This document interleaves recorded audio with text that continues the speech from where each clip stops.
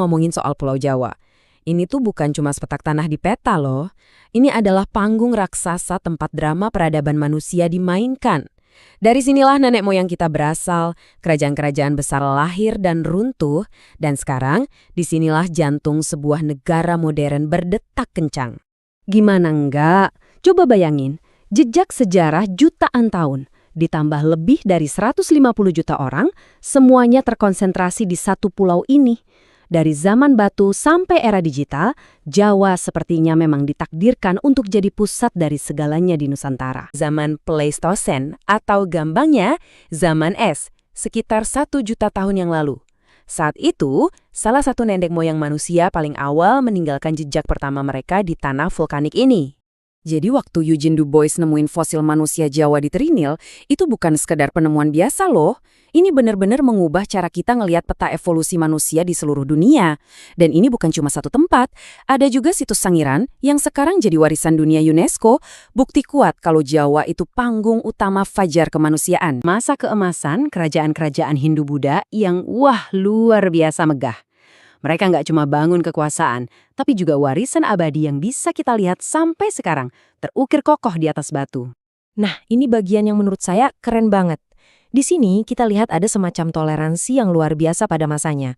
Ada dua dinasti besar, keyakinannya beda, tapi bisa hidup bareng. Di satu sisi ada dinasti Sailendra yang Buddha, yang membangun Borobudur, sebuah mahakarya yang dahsyat. Di sisi lain, dinasti Sanjaya yang Hindu mendirikan Candi Prambanan yang super anggun. Dua-duanya ini, wow, adalah puncak arsitektur spiritual dunia. Pusat kekuasaan geser ke timur, dan panggung sejarah Jawa nampilin kerajaan-kerajaan hebat lainnya. Sebut aja Kediri, Singhasari, sampai puncaknya Majapahit. Wah, nama ini kayaknya udah nggak asing lagi ya. Sebuah kemaharajaan maritim yang di bawah pimpinan Gajah Mada dengan sumpah palapanya berhasil menyatukan hampir seluruh wilayah yang sekarang jadi Indonesia. Ada gelombang baru yang datang dan mengubah segalanya. Kebangkitan Islam. Dan prosesnya tuh menarik banget. Nggak kayak yang mungkin kita bayangin. Islam masuk ke Jawa itu bukan lewat penaklukan, tapi lewat cara yang damai. Pertama, lewat jalur perdagangan. Para saudagar dari Gujarat, Arab, Persia datang dan membawa keyakinan baru. Terus, diperkuat lagi sama dakwahnya para wali songo atau 9 wali yang nyebarin ajaran Islam dengan cara yang bijak dan menyatu dengan budaya lokal. Dari proses inilah lahir pusat-pusat kekuasaan baru, terutama di pesisir. Ada Kerajaan Demak yang jadi kerajaan Islam pertama di Jawa. Terus ada Cirebon, Banten, mereka semua jadi kekuatan baru menggantikan era Hindu-Buddha. Masa penjajahan Eropa yang disusul sama pendudukan Jepang yang walaupun singkat, dampaknya luar biasa. Jadi, selama lebih dari 300 tahun, Jawa itu jadi kayak kantor pusatnya kolonialisme.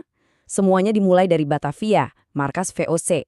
Terus ada sistem kultur stelsel atau tanam paksa yang bikin rakyat sengsara banget.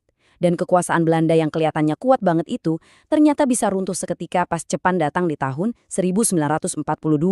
Tapi penting banget nih buat dicatat.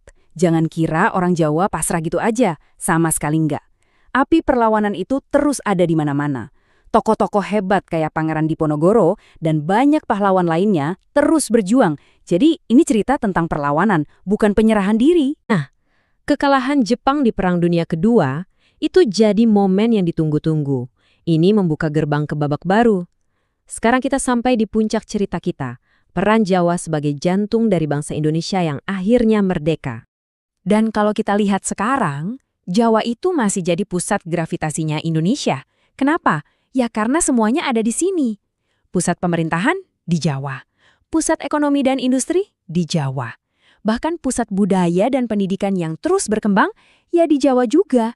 Jadi, DNA kepemimpinan Jawa itu terus berlanjut sampai era modern ini. Inilah penampakannya di abad 21. Sebuah pulau dengan kota-kota metropolitan raksasa dan populasi yang luar biasa padat. Ini nyambung lagi kan sama awal cerita kita? Sejak zaman manusia purba, pulau ini memang udah kayak magnet yang narik kehidupan. Oke, jadi mari kita rekap cepat perjalanan super panjang ini. Mulai dari prasejarah dengan Homo erectusnya, lanjut ke zaman keemasan Hindu-Buddha dengan Borobudur dan Prambanan, terus masuk era Kesultanan Islam, lalu masa kolonial yang pahit, sampai akhirnya jadi pusatnya Indonesia modern. Setiap era ini ninggalin jejaknya sendiri, membentuk Jawa yang kita kenal sekarang. Ini semua membawa kita ke satu pertanyaan buat direnungkan. Dengan sejarah yang sedemikian rupa, lapisan sejarah baru apa ya yang sedang kita tulis sekarang di Jawa? Di tengah semua tantangan abad ke-21, masa depan kayak apa yang menunggu pulau yang udah jadi pusat dari segalanya selama ribuan tahun ini?